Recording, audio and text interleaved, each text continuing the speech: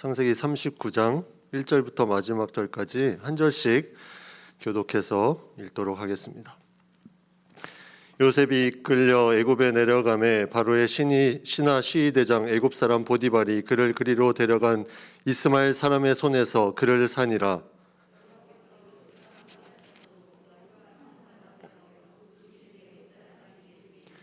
그 주인이 여호와께서 그와 함께 하심을 보며 또 여호와께서 그의 범사에 형통케 하심을 보았더라.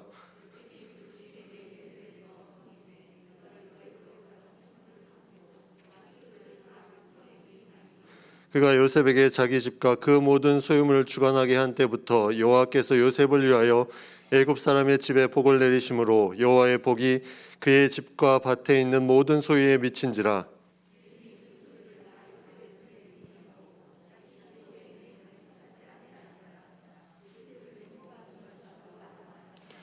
그 후에 그 주인의 처가 요셉에게 눈짓하다가 동침하기를 청하니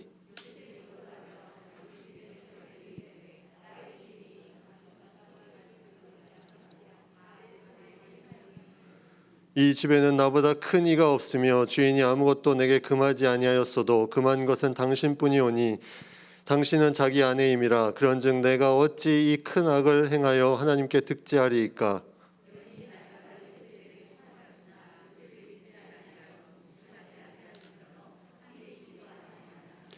그러할 때 요셉이 시무하러 그 집에 들어갔더니 그 집사람은 하나도 거기 없었더라.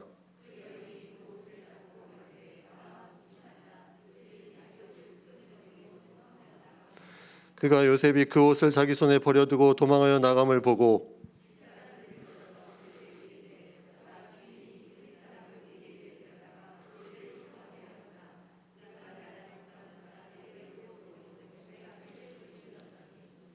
그가 나의 소리질러 부름을 듣고 그 옷을 내게 버려두고 도망하여 나갔느니라 하고 이 말로 그에게 고하여 가로되 당신이 우리에게 데려온 히브리 종이 나를 희롱코자 내게로 들어왔기로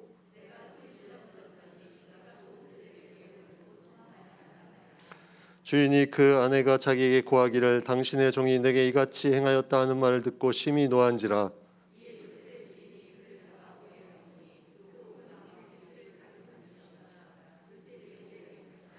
여호와께서 요셉과 함께 하시고 그에게 인자를 더하사 전옥에게 은혜를 받게 하시매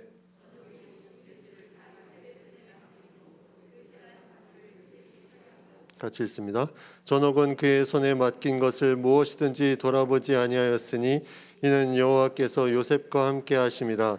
여호와께서 그의 범사에 형통케 하셨더라. 아멘. 수요 예배에 오신 여러분을 환영하고 또 온라인으로 드리는 분들을 환영하고 축복합니다. 코로나가 계속 진행이 되고 있죠. 백신이 나와가지고 백신도 이제 맞고 있는 사람도 있는데 처음에 우리가 코로나가 시작했을 때 이런 일도 다 있네. 마스크 사려고 줄도 서고 참 신기한 일이 많다. 막 이렇게 하던 때가 엊그제 같은데 벌써 1년이 넘어서 지금은 너무 지루하다, 지치고 힘들다 이런 말들을 이제 종종 듣게 됩니다. 지치고 힘들고 지루하다고 말하는 것은 이유가 있겠죠. 그런 부분들이 다 이유가 있는데 만약에 어떤 집에 종으로 팔려가서 1년도 아니고 2년도 아니고 5년, 10년 그리고 그 후에 감옥으로 가서 자유가 없는 그런 상태에서 오랜 시간을 자기가 원하지도 않았는데 자기 삶의 계획도 없는데 그렇게 벌어졌다면 어떤 마음이 들까? 오늘 본문의 주인공 요셉의 이야기입니다. 요셉은 꿈을 꾸는 자였죠. 꿈을 꾸는 자. 그래서 그가 꿈을 꾸어서 형들에게 미움을 받습니다. 곡식단이 다 내 단에게 절하고 해와 달과 11별이 다 이렇게 절하는 그런 부분들이 형들이 아버지가 또 그 부모님이 다 자기에게 굽혀 절하는 결국은 본인이 제일 위에 가는 듯한 꿈을 서슴없이 말합니다. 꿈이 있다는 건 좋은 거죠. 그리고 꿈을 말하는 것은 자유입니다. 근데 그 꿈을 요셉은 해석하지 않았습니다. 근데 형들이 워낙 아버지가 그 요셉을 좋아하다 보니까 형들이 시기하는 마음이 들었죠. 그래서 그 꿈을 스스로 본인들이 악하게 요셉을 바라보는 식으로 해석하고 이제 요셉을 팔아 넘기게 됩니다. 요셉을 보면 성장에는 참 장애와 유혹이 많다는 것을 느끼게 됩니다. 성장에는 장애와 유혹이 많죠. 그래서 꿈을 가진 사람은 더더욱 그렇습니다. 내가 어떤 부분에 있어서 꿈을 가지고 나아간다고 하는 사람에게는 그 사람에게는 더더욱 장애와 유혹이 많은 것을 우리가 보게 됩니다. 요셉에게도 그러한 부분이 있었어요. 그는 꿈을 꾸고 무언가를 계속해서 하려고 했던 부분들이 있었지만 그에게는 장애와 유혹이 계속적으로 있었습니다. 창세기 37장에는 요셉이 팔려간 것으로 성경은 마무리가 됩니다. 그리고 38장은 지난주에 나눈 것처럼 유다와 다말의 이야기가 나옵니다. 만약 영화로 만들었다면, 이 내용을 영화로 만들었다면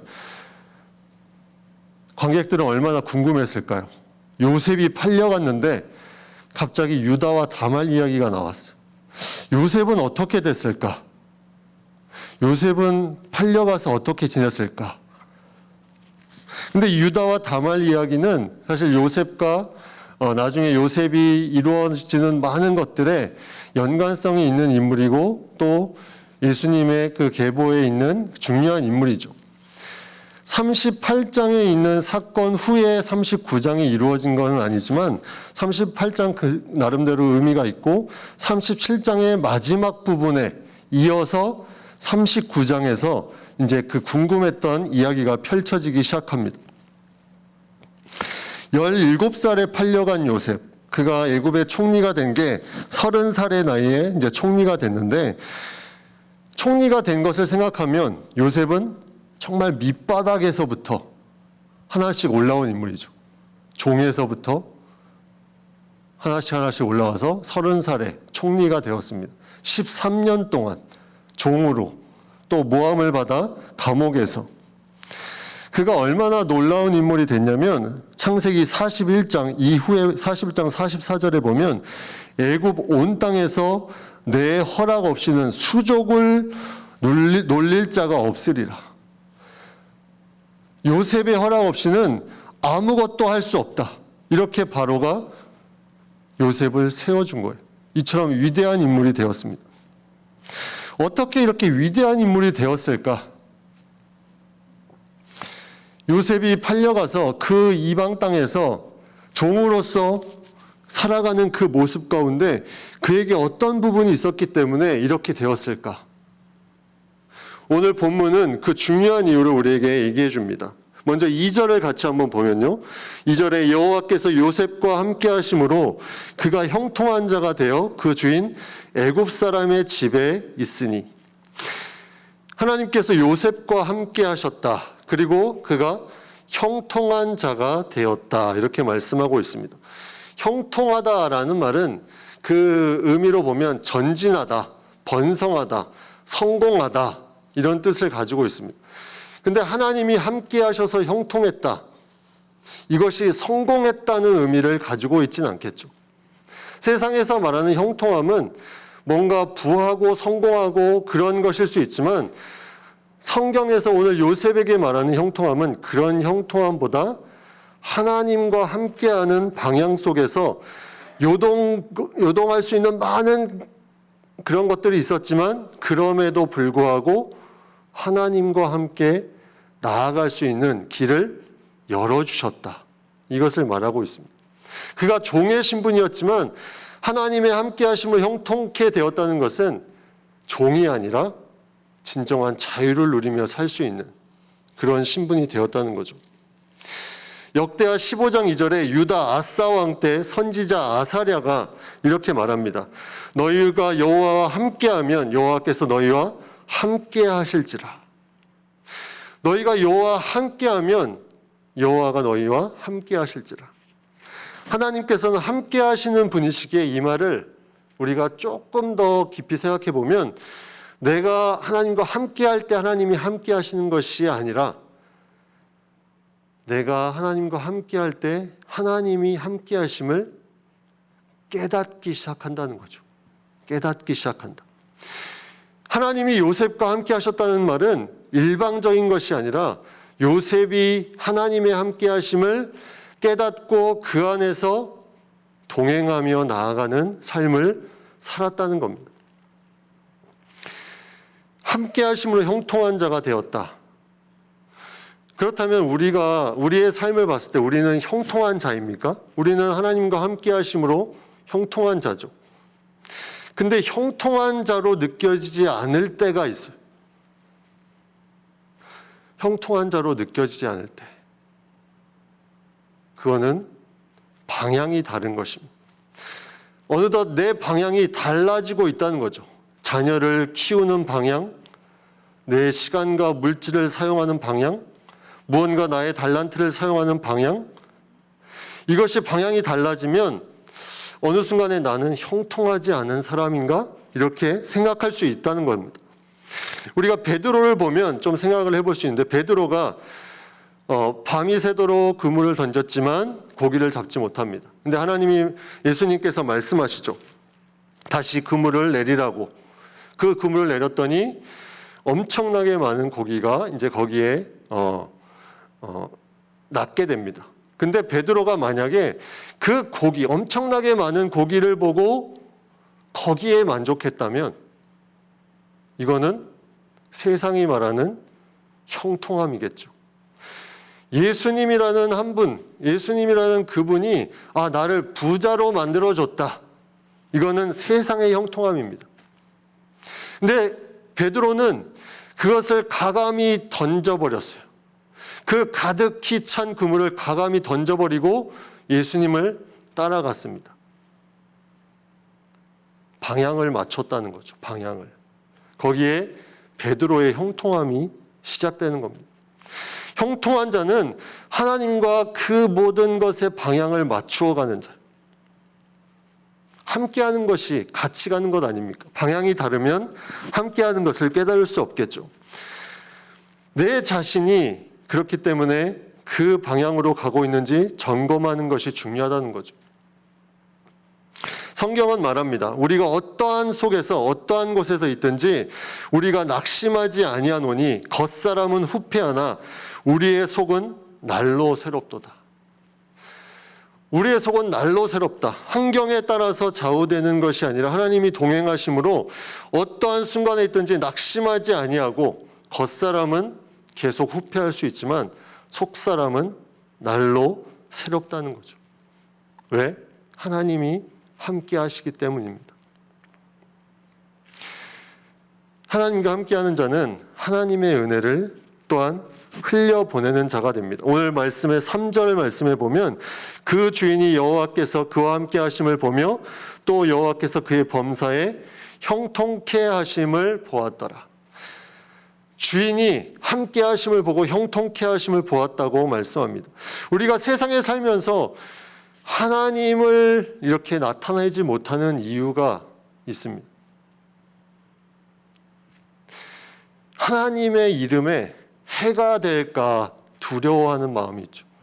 내가 완전하지 않은데 내가 하나님을 잘못 나타나면 해가 되지 않을까. 예를 들어서 이런 겁니다. 운전하는 사람이 막 난폭하게 운전을 합니다. 근데 그 앞에 십자가를 달고 있기가 쉽지가 않죠. 십자가를 떼야 하나님의 이름이 그래도 괜찮을 것 같다는 생각으로 그렇게 하는 것, 그런 모습입니다. 또 하나 이유는 내가 하나님을 믿는 것 때문에 불이익을 당하지 않을까 하는 마음. 내가 신앙 때문에 요즘에 많이 나타나는 그런 어떤 하나의 그런 압력이기도 한데 하나님을 믿는 것 때문에 내가 불이익을 당하지 않을까 하는 그런 마음 때문에 하나님의 함께하심을 드러내지 못한. 그런데 이것은 신앙인으로서 하나님의 날마다 새롭게 하는 놀라운 힘을 자연스럽게 흘려보내는 것을 자신이 의도적으로 막아버리는 거예요. 너무나 안타까운 일입니다. 새로움의 능력이 계속 솟구쳐 올라오는데 그것을 의도적으로 막아버립니다. 요셉을 통해서 흘러갔던 그 놀라운 복, 그것이 집주인에게 흘러 넘치게 됩니다. 그래서 5절에 보면, 중간쯤에 보면 요셉을 위하여 애굽 사람의 집에 복을 내리셨다. 우리는 복 받는다 할 때 나 자신 중심으로 생각합니다. 나의 형통함이라고 생각할 때 나 자신 중심으로 생각하지만 누구에게 복을 내리셨냐면 애굽 사람의 집에 복을 내렸다. 누구를 위해서? 요셉을 위해서. 결국 주변에 무언가 잘 되는 것은 내가 하나님과 함께함으로 나아가는 그 자세가 있으면 그 주변에 잘 되는 것은 나를 위해서 하나님이 허락하신 것이다. 나를 위해서. 직접적인 나에게 있는 복은 아닐지라도 내 주변 사람이.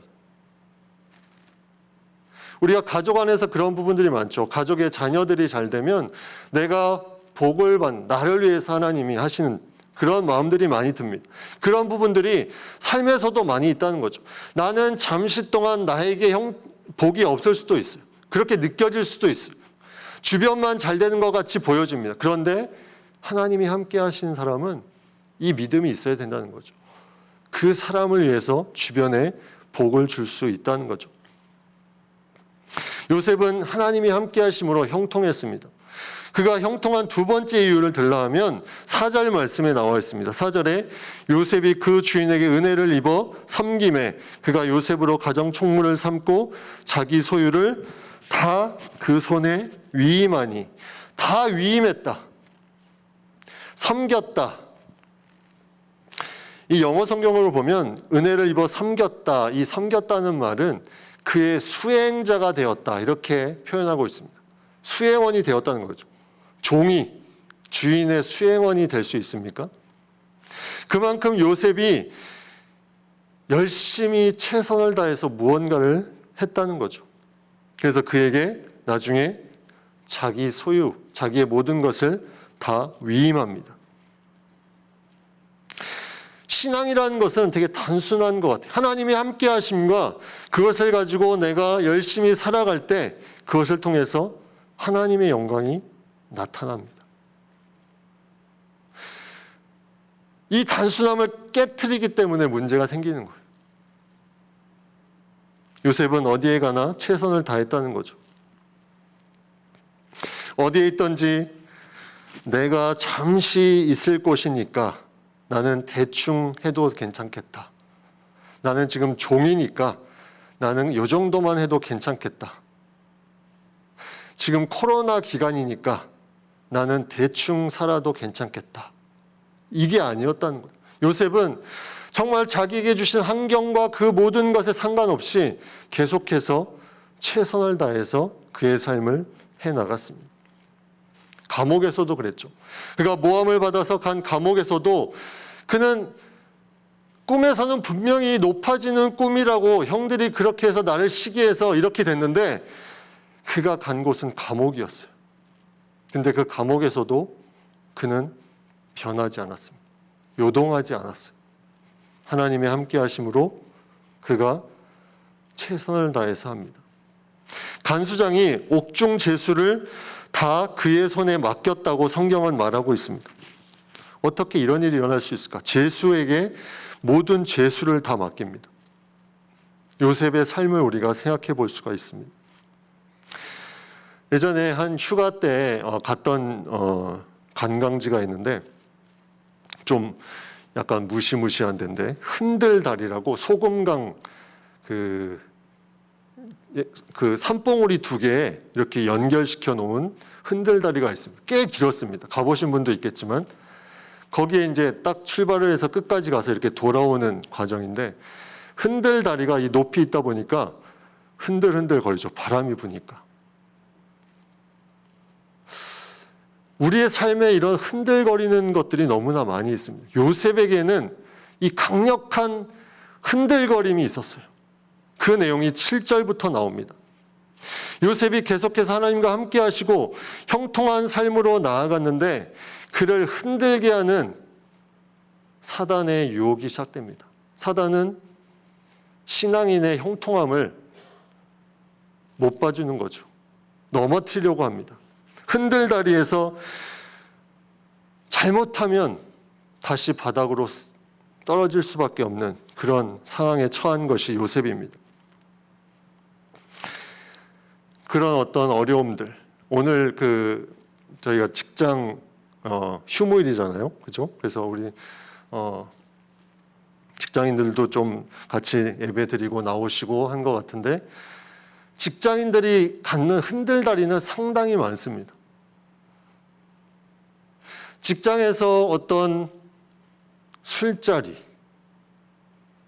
또 성적인 유혹, 횡령, 위조, 그리고 회사 물건에 탐하는 그런 부분들. 저도 목회하기 전에 직장 생활을 한 6년 했습니다. 저는 IT 쪽에서 6년 정도 했는데 제가 직장 다닐 때 문구류를 거의 사본 적이 없는 것 같아요. 집에서 쓰는 문구류를 직장의 문구함이 너무 잘 돼 있어서 그걸 가지고 집에 와서 쓰고 거기까지는 괜찮았는데 제가 신입 때 IT 쪽이니까 장비 창고가 있었어요. 장비 창고. 그러니까 얼마나 많은 장비들이 그 안에 있었겠습니까? 근데 마침이라 하면 좀 그렇고 집에 컴퓨터 모니터가 고장이 난 거예요. 근데 그 장비 창고가 생각이 났습니다. 그 많은 모니터들. 작은 유혹에 넘어지면 큰 유혹도 쉽게 생각할 수 있죠. 작은 유혹. 내가 거하는 곳에서 작은 유혹에 계속 넘어지다 보면 큰 유혹도 쉽게 생각할 수 있습니다. 요셉은 철저하게 그것을 차단했죠. 근데 요셉이 이렇게 된 이유가 있어요. 6절 말씀에 보면 6절 후반부에 보면 요셉은 용모가 준수하고 아담하였더라. 개역 개정판에는 빼어나고 아름다웠더라. 이 준수하고 아담했다는 단어는 다 같은 어원에서 출발했습니다. 히브리어로 보면 다 비슷한 말로 잘생겼다, 매력적이다. 영어 성경을 보니까 체격이 좋고 잘생겼다 이렇게 돼 있습니다. 요셉이 이렇게 뛰어난 인물이었다는 거죠. 그의 어머니가 누굽니까? 그의 어머니가 라헬이죠. 라헬. 요셉과 베냐민이 라헬의 자녀인데 야곱이 라헬을 사랑한 이유가 많은 이유가 있겠지만 창세기 29장 17절에 보면 그가 곱고 아립다웠다고 그렇게 성경은 기록하고 있죠. 유전적으로 요셉도 그 영향을 받은 거예요. 어머니의 영향, 곱고 아리따운 라헬의 영향을 받아서 그가 잘생기고 체격도 좋고 일도 열심히 합니다. 하나의 복선을 까는 거죠. 보디발의 아내가 가만히 있지 않을 것이라는 복선입니다. 결국 그가 눈짓을 하기 시작하죠. 유혹을 합니다. 흔들다리 위에 있는 요셉. 이 보디발의 아내가 그를 이제 추락시키기 위해서 흔들거립니다. 날마다 그렇게 유혹했다고 성경은 기록하고 있습니다. 근데 9절 후반부에 보면 요셉이 어떤 말을 하냐면 그만 것은 당신뿐이 오니 당신은 자기 아내임이라. 그런즉 내가 어찌 이 큰 악을 행하여 하나님께 득지하리이까. 누구한테 득지합니까? 보디발에게 득지하는 것이 아니라 하나님께 득지한다고 말합니다. 하나님께. 사도행전 5장에 보면 아나니아와 삽비라가 물건을 감추고 나서 베드로가 그것에 대해서 너희가 거짓말을 했다. 왜 얼마를 놔두고 일부만 이렇게 다 내놓느냐 하면서 말했을 때 그들이 한 것을 통해서 베드로가 말합니다. 너희가 한 그 말은 사람에게 한 것이 아니요 하나님에게 한 거짓말이다. 하나님 함께 하심에 대한 인식이 요셉에게는 강하게 있었습니다. 그래서 10절에 보면 동침하지 아니할 뿐더러 함께 있지도 아니했다. 유혹을 차단해 버렸다는 거죠.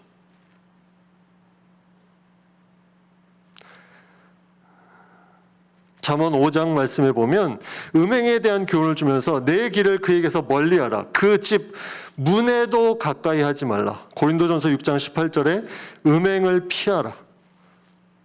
흔들거리게 하는 그 유혹을 피하라고 성경은 말씀하고 있어요. 가까이 하지도 말라. 왜냐하면 인간이기 때문에. 요셉은 철저하게 차단합니다. 근데 이런 생각을 할 수 있겠죠. 요셉에게. 만약 내가 보디발에게 인정을 받았는데 보디발의 아내에게 계속 이러면 내가 찍혀서 잘리는 것 아닌가? 이것이 사단이 주는 달콤한 유혹입니다. 그 사람으로 인해서 내가 잘못되는 것이 아닌가? 이것이 계속 유혹에 접하다 보면 스스로 타협하게 만든다는 거죠. 그래서 요셉은 철저하게 거기를 멀리했습니다. 우리는 때로는 세상에 있는 흐름을 거슬려야 됩니다. 아니, 우리는 그러한 존재입니다. 흐름을 거슬리고 가야 되는 존재인데 그것을 거스르지 않고 계속 이것이 내가 좋아지는 길이다 생각하면서 가게 되면 우리는 추락할 수밖에 없다는 거죠. 로마서 12장 2절에 너희는 이 세대를 본받지 말고 오직 마음을 새롭게 함으로 변화를 받아 하나님의 선하시고 기뻐하시고 온전하신 뜻이 무엇인지 분별하도록 하라. 결국 그는 모함을 받게 됩니다. 옷을 잡아 당겼겠죠. 그래서 옷을 버려두고 도망을 갑니다. 근데 요셉은 이 옷에 대해서 안 좋은 기억이 있어요. 요셉이 구덩이에 빠질 때 형들이 빼앗았던 것이 바로 그가 입고 있던 채색 옷이었습니다. 그러고 구덩이에 빠졌죠. 요셉은 이 옷이 뺏겨지는 순간 아마 짐작했을 거예요. 나에게 또 무슨 어려움이 있겠구나. 그것이 하나의 트라우마처럼 그렇게 생각되었을지도 모르겠습니다. 근데 요셉은 그렇게 생각한 대로 결국은 감옥으로 가게 됩니다. 근데 중요한 거는 오늘 말씀에 21절과 23절 마지막 부분에 보면 너무나도 비슷하게 감옥에 있을 때와 보디발의 집에 있을 때와 너무나도 비슷하게 앞에 2절과 4절과 6절의 그런 내용과 21절과 23절은 비슷한 내용이 나옵니다. 하나님과 함께 하시고 또 그 윗사람에게 은혜를 받게 하고 모든 것들을 다 맡고 형통하게 되었다.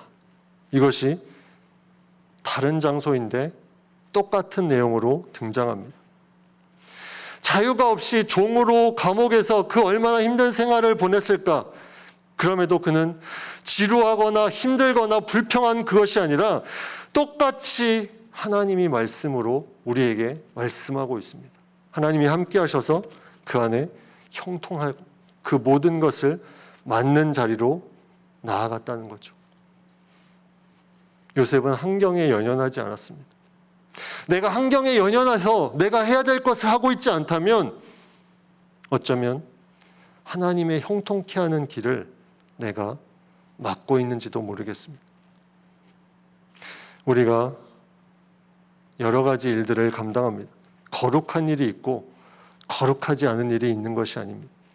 내가 그 안에서 하나님의 함께 하심을 믿고 최선을 다해서 적극적으로 나아가면 그 장소가 거룩한 장소, 거룩한 일이 된다는 거죠. 그는 꿈으로 추락을 한 것 같이 느껴집니다.